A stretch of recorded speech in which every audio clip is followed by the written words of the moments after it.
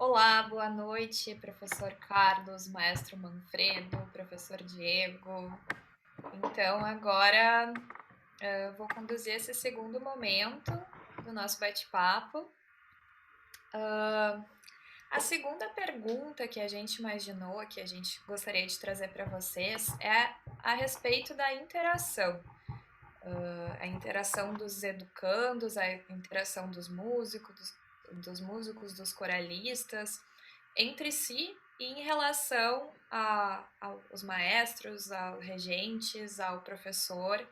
Como é que, nesse momento de pandemia, os trabalhos que vocês têm desenvolvido têm se desenrolado nesse sentido? Como têm sido essas interações? Quem E, bom, começa? vou sugerir uma ordem. Eu vou sugerir agora. Uh, Professor Carlos, pode começar. Depois seguimos com o Posso. Diego e finalizamos com o maestro Manfredo. O que vocês acham? Perfeito. Tá ótimo. Bem, Júlia, essa interação é uma coisa ainda em construção. A gente ainda não tem como dizer exatamente como as coisas são, porque elas estão sendo desenvolvidas. A cada dia que passa, a gente descobre um jeito diferente, uma maneira diferente. Agora, eu tenho para dizer, porque, por exemplo, eu estou trabalhando não só com a orquestra, mas eu estou trabalhando também com a aula de canto coral dentro da Universidade Federal do Rio Grande do Sul.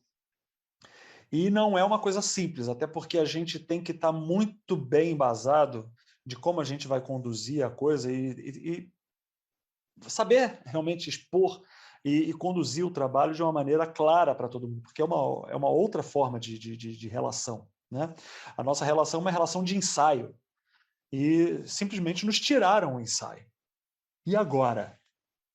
Sabe?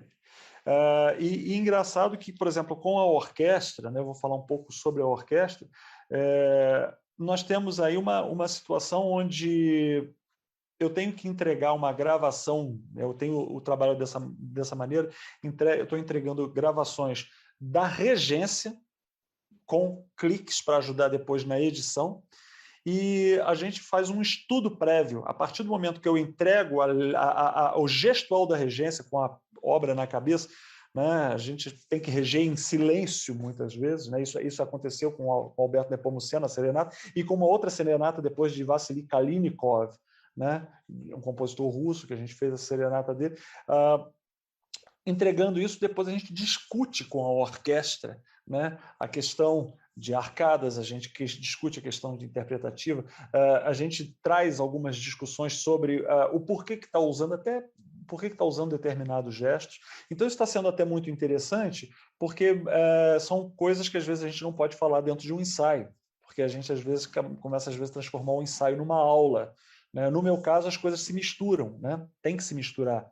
Mas nesse momento a gente parece que tem um espaço para fazer uma análise da partitura, a gente já trabalha sempre com a partitura na mão, então tem sido uma coisa muito rica por esse aspecto, né? Porque a gente tem feito uma análise e tem tirado conclusões de por que a gente vai fazer um ralentando num determinado momento, como é que a gente vai acelerar no outro, enfim, a gente começa a debater e ir explicando por quê, por A mais B. Então tem sido muito enriquecedor nesse aspecto, coisa que talvez no ensaio você simplesmente pediria e talvez não entraria em detalhes. Então, aqui existe assim um certo ganho didático nesse aspecto. Eu acredito até que mais tarde, voltando a uma normalidade, esse trabalho online ele continuaria no sentido da gente trazer fundamentações para uma decisão interpretativa sobre uma determinada obra.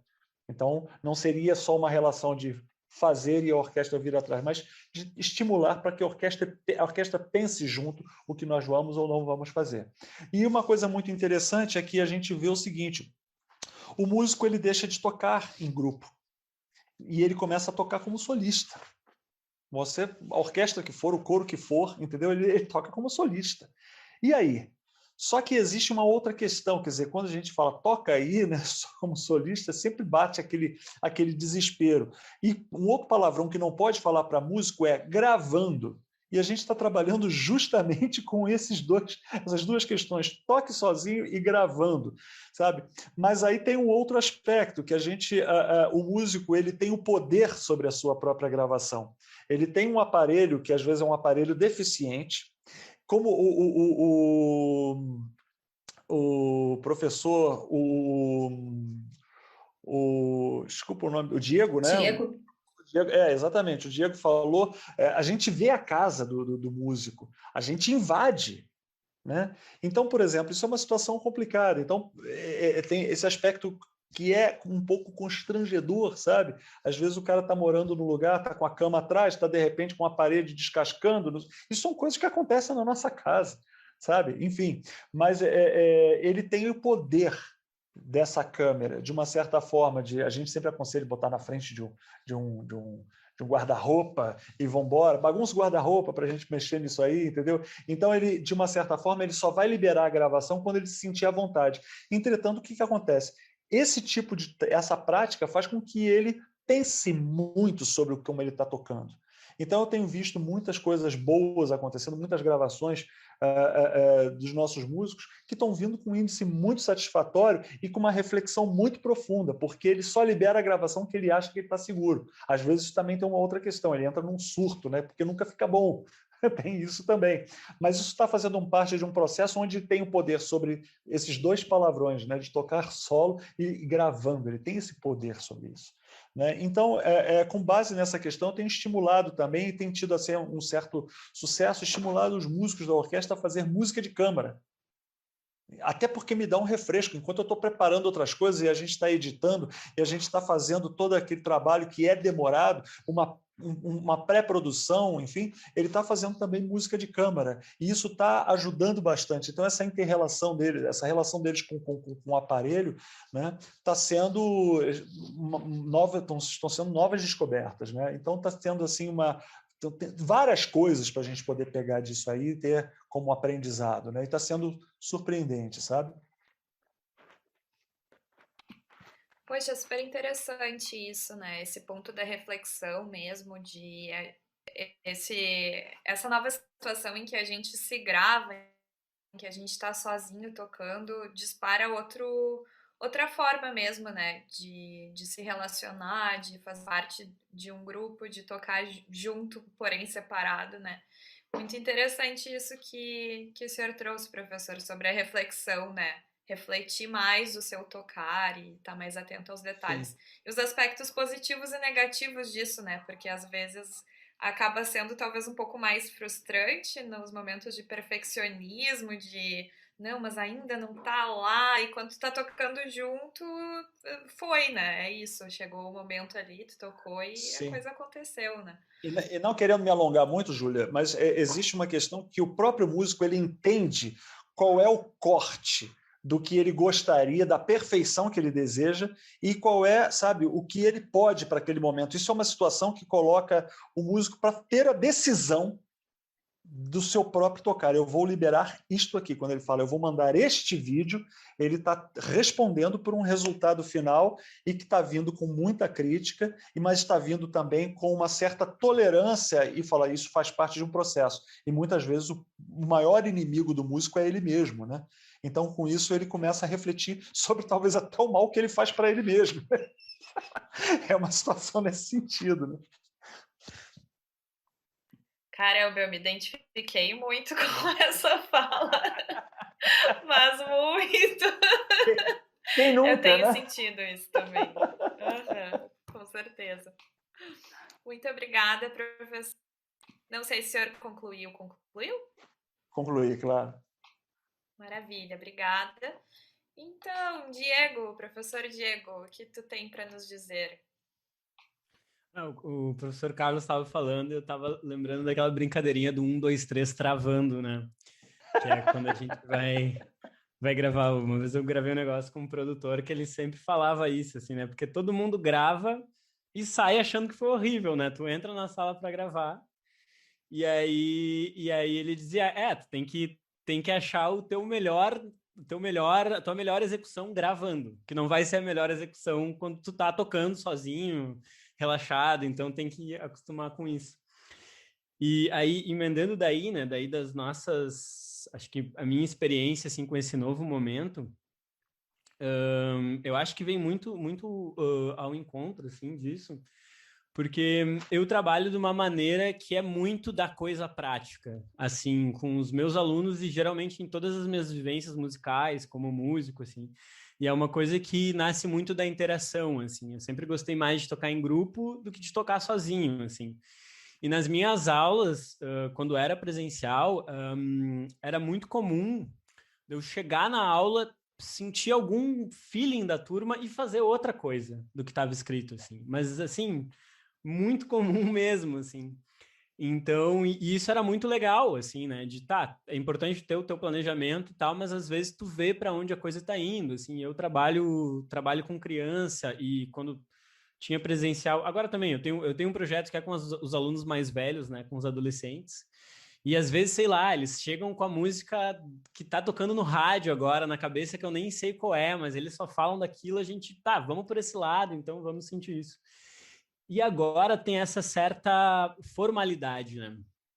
Porque a maior parte dos materiais que eu envio são vídeos, né? Que eu gravo e envio o vídeo pronto, assim. A gente tem os meets também com as turmas, só que como os alunos têm um acesso reduzido, o que mais funciona é mandar o vídeo gravado. Aí, e no meu caso, que é assim, uma coisa que é viva, né? A música é uma coisa muito viva, né? E ainda mais com crianças do primeiro ao terceiro ano, não vou falar de teoria, quase que em nenhum momento, assim, pelo menos dessa maneira mais tradicional, assim. Então tem sempre a gente manda planejamentos por escrito também, né? Que para mim é sempre um dilema, assim, o que eu vou mandar por escrito para uma criança do primeiro ano? Que atividade que eu vou conseguir fazer, né? Então eu foquei muito na coisa do vídeo.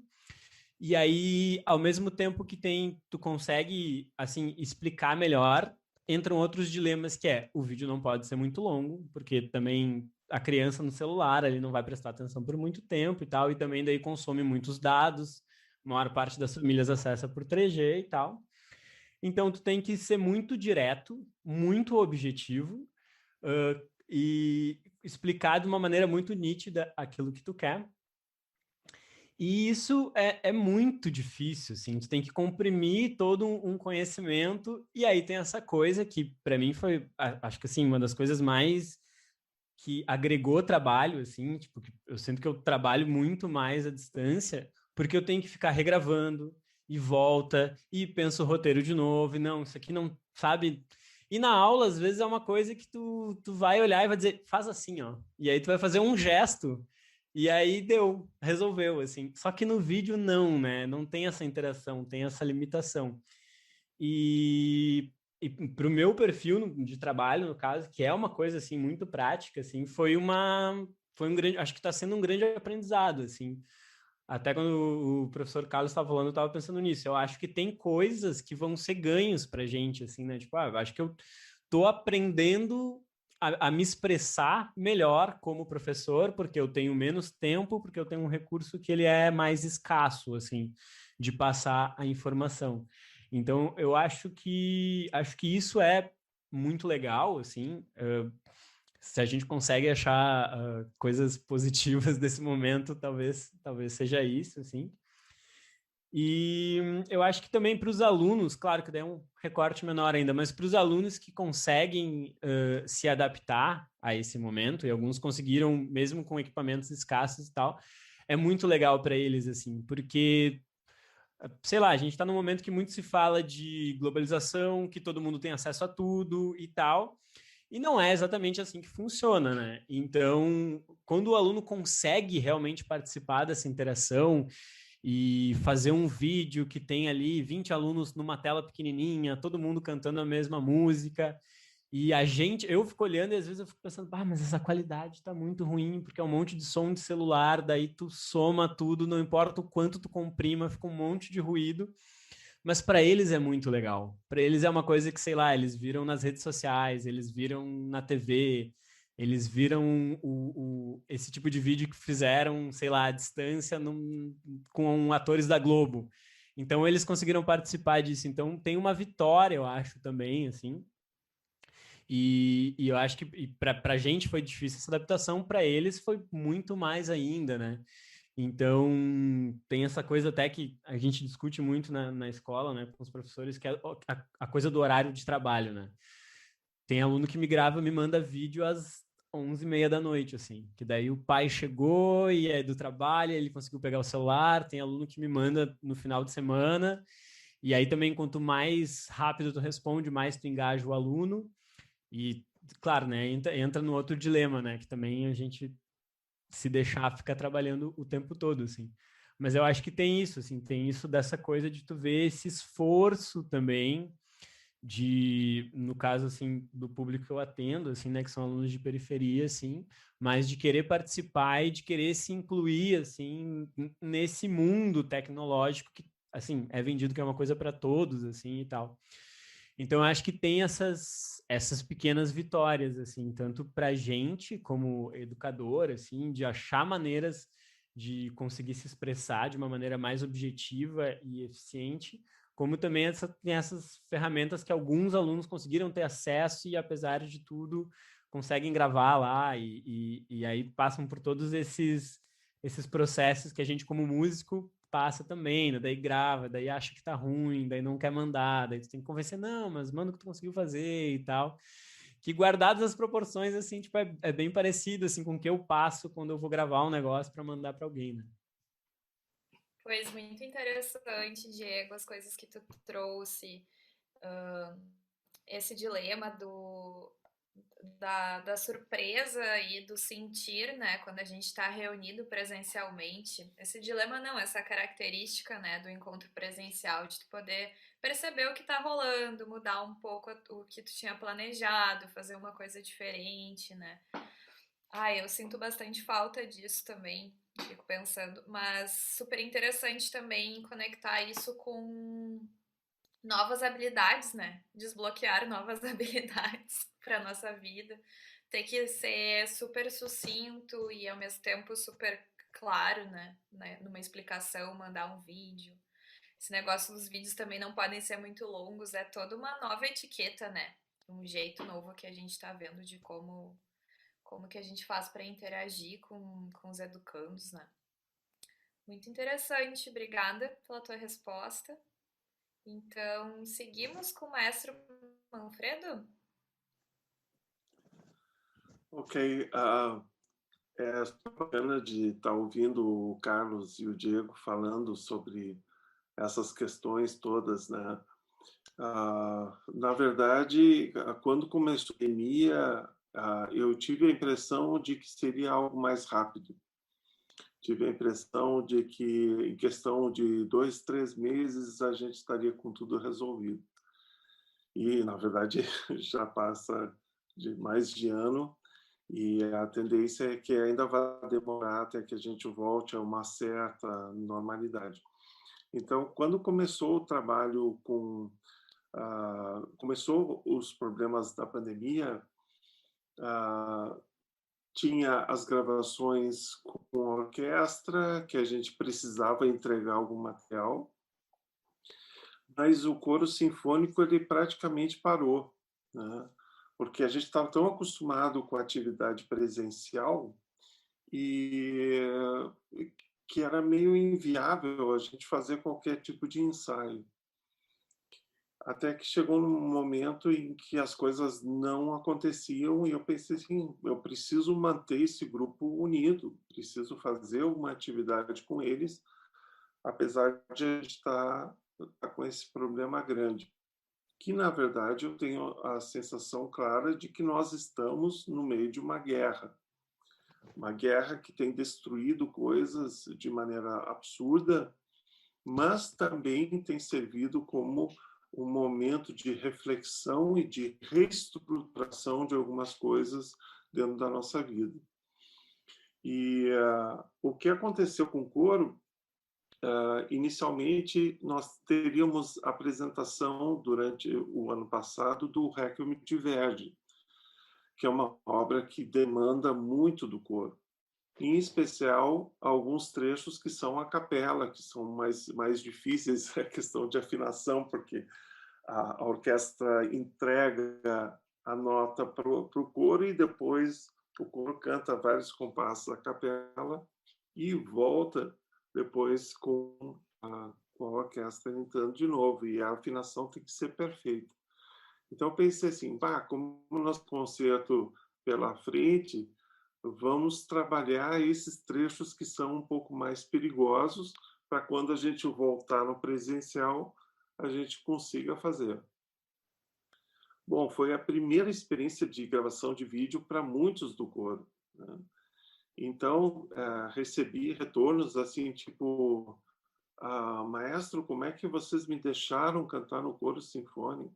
Porque minha voz está horrível, porque eu desafino muito, porque eu sou, sabe, teve crises gigantescas.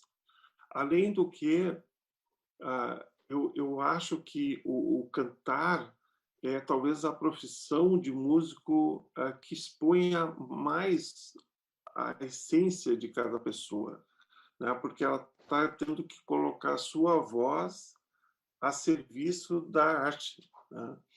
E no momento em que ela está se gravando, ela está se expondo vocalmente, fisicamente, né? Então, se a pessoa tiver com um momento de depressão muito forte, porque muita gente perdeu o emprego, estava com dificuldade de sobrevivência mesmo, né?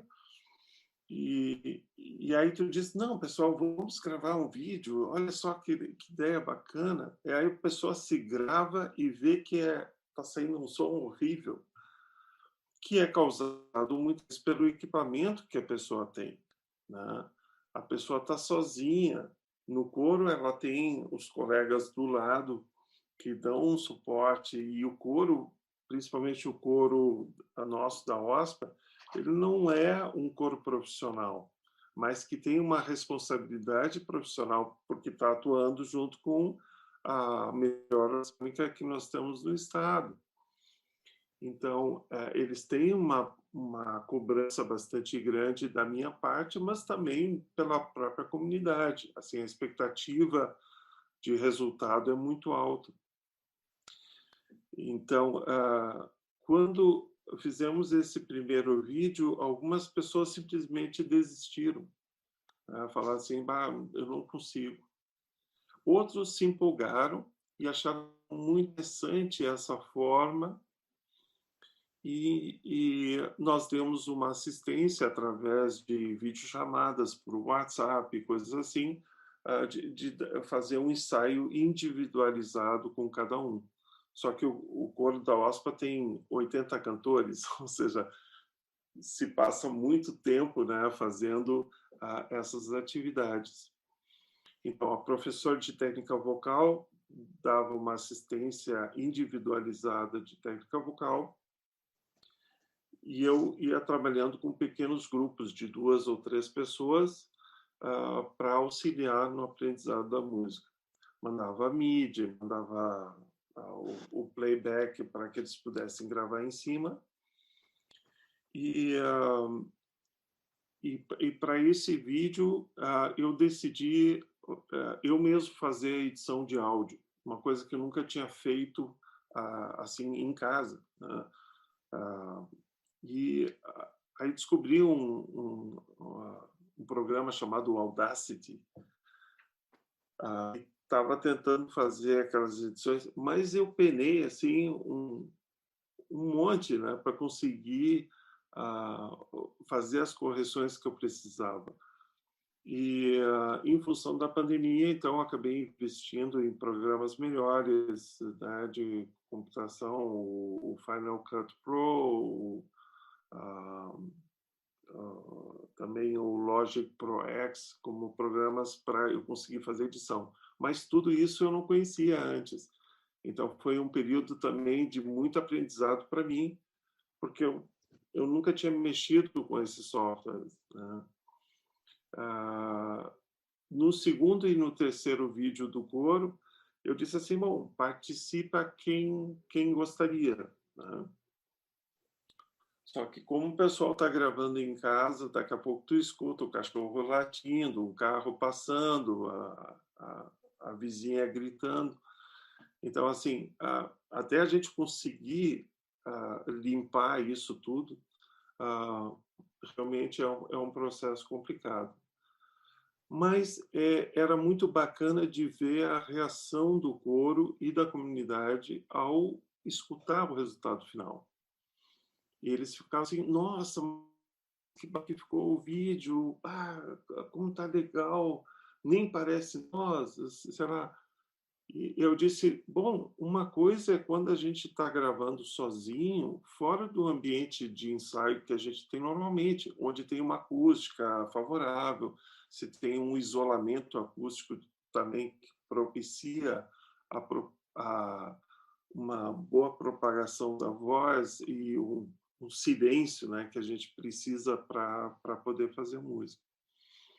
Então, o coro fez essas gravações em 2 grupos reduzidos, e quando chegou no final do ano, tinha mais pessoas assim com essa sensação de eu não estou conseguindo vocalmente, minha voz não está legal, não estou me sentindo bem. Então, nesse ano, eu mudei o enfoque. A princípio, esse ano, nós cantaríamos o Requiem de Verdi, já que não foi o ano passado. E eu, conversando com o Evandro, eu disse, eu acho que não é a peça para a gente fazer esse ano. Primeiro, pela própria situação que a gente está vivendo, né, com muitas pessoas que tiveram amigos, parentes que faleceram em função da pandemia. Eu não sei que coro que eu vou ter no momento do concerto, porque as pessoas acabaram assumindo outras atividades também e largando o coro, né? É um coro que não é remunerado. Eu sempre falo para eles, nós, o Coro Sinfônico da OSPA, temos o privilégio de poder cantar com a melhor orquestra que a gente tem no estado. Então, isso é uma vivência muito, muito grande, né? E ter a possibilidade de fazer essas grandes obras, que normalmente nos coros de câmara, né, ótimos coros por aqui, como o 25 de Julho, a URGS, né, Unicinos, mas onde se trabalhava um repertório a capela. E então eu achei que o Requiem de Verdi não seria a peça para ser feita neste ano. A princípio, nós temos uma data planejada para 9 de outubro, né, de um concerto com a participação do coro, e eu propus para esse concerto, então, a Missa Solene de Santa Cecília, do Charles Gounod, que é uma peça belíssima, que não tem a dificuldade que o Requiem tem, mas é uma peça gostosa de cantar, não tem tantos desafios técnicos, né, em comparação com o Requiem. Então, a partir de março, nós começamos com uma série de lives com os naipes do coro, onde se faz uma análise profunda sobre a história do compositor, em que contexto social, político, o que estava acontecendo quando o Gounod escreveu essa obra, que foi em 1835, e até foi uma encomenda da Associação de Músicos lá de Paris, ao contrário do que normalmente acontecia na história da música, né, que eram os grandes, as cortes, enfim, ou as próprias igrejas que encomendavam obras grandiosas. E depois fazer uma análise criteriosa de cada um dos movimentos, quanto à tonalidade, quanto a compassos, quais as notas utilizadas, que intervalo se utiliza, dinâmicas. Estamos fazendo uma prática de ir habituando eles a escutarem diferentes versões e fazerem uma análise crítica em relação ao que eles ouviram. Ouvir um Kyrie cantado, o canto gregoriano, né? Ouvir como é que aconteceu isso na Renascença, como é que tinha um Kyrie no Barroco, quais as diferenças, período clássico até chegar no Romântico, para que eles comecem a se acostumar a escutar a música que a gente faz, né? Porque o coro sinfônico ensaia 2 vezes por semana e eles têm as suas profissões que necessariamente não são no mesmo ramo da música, né? Nós temos empresários, tem secretários, tem, enfim, no bom sentido, é um zoológico, né? O que a gente tem no nosso coro sinfônico. Mas isso é tão bacana, né? Que tem essa diversidade e a gente acaba aprendendo muito com eles também.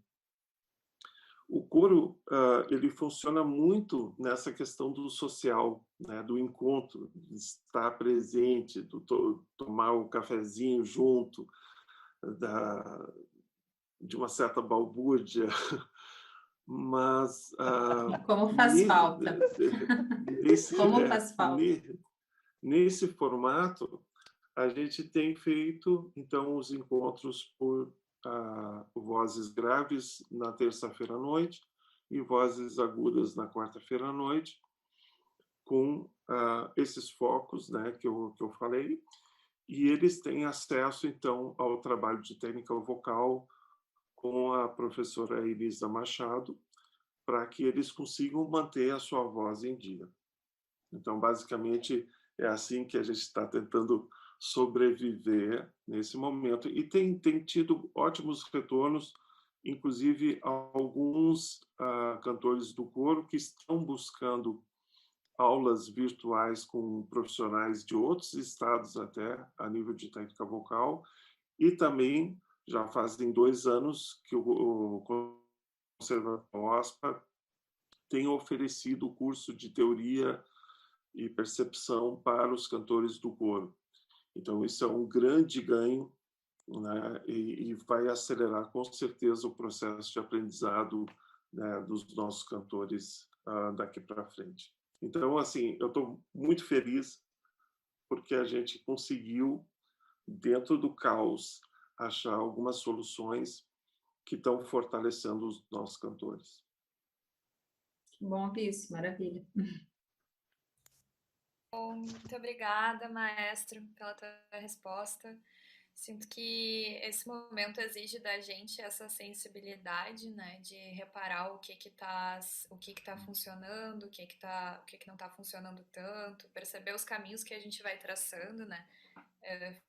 Achei super interessante, fiquei refletindo sobre a mudança do repertório, né. Bom, as pessoas estão com tantas não dificuldades, mas com tantas questões, né? Esse momento trouxe à tona tantas questões em relação à sua própria voz, e inseguranças, e que talvez seja mesmo o momento de então trabalhar um outro tipo de repertório, trabalhar um pouco mais o embasamento, né? O conhecimento teórico. Eu acho que fico pensando que é bem por aí também, né? Que esse momento está exigindo da gente bastante sensibilidade. Obrigada pela tua fala. E Obrigado. O Cauê segue então, Cauê? Eu acho fala, desculpa. maravilhoso essa oportunidade que a gente está tendo de reestruturar alguns conhecimentos. Coisa que, às vezes, na correria do dia a dia, tem concerto semana que vem, a gente precisa fazer aquele concerto acontecer. E agora não, a gente tem o tempo que muitas vezes a gente reclama tanto, eu não tenho tempo para conseguir ler tudo. Agora nós temos esse tempo. E se a gente for muito esperto, a gente consegue aproveitar esse tempo e realmente fortalecer o nosso conhecimento e nos aprimorarmos, não só na nossa área, mas também em outras áreas que cada vez mais fazem parte, né? Sim. Perfeito, muito obrigada.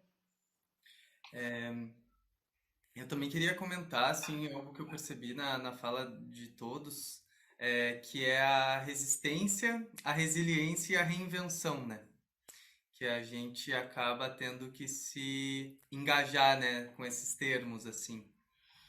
E é paradoxal também, né? Assim, essa sensação, eu acho, de que nesse momento de tanto isolamento e de tanto distanciamento físico, né, que a gente está vivendo, a gente finalmente poder botar olhos em lidar com o tempo de uma outra forma, né? Uma perspectiva menos de resultado, menos de produtivista, assim, e mais no sentido de realmente olhar para dentro, né? De se perceber e perceber ao seu entorno com um tanto mais de humanidade, né? E, e coisas que muitas vezes dentro do que a gente chama de normalidade, né? Acaba virando uma grande banalidade, assim, né? De que muitas coisas vão sendo passadas por cima, assim. E acho muito interessante perceber isso na fala de todos, que existe essa atenção especial para essa adaptabilidade, né? Para essa diferença. Isso, eu imagino que vocês percebam também que é algo que fica, né, como algo positivo, assim, das interações que estão acontecendo nesse momento. Antes de passar para o próximo bloco, queria avisar a todos que, mais uma vez, estamos chegando ao final do nosso microciclo de 40 minutos do Zoom. E vou convidar a todos para fazer aquele pequeno drible da nossa ampulheta.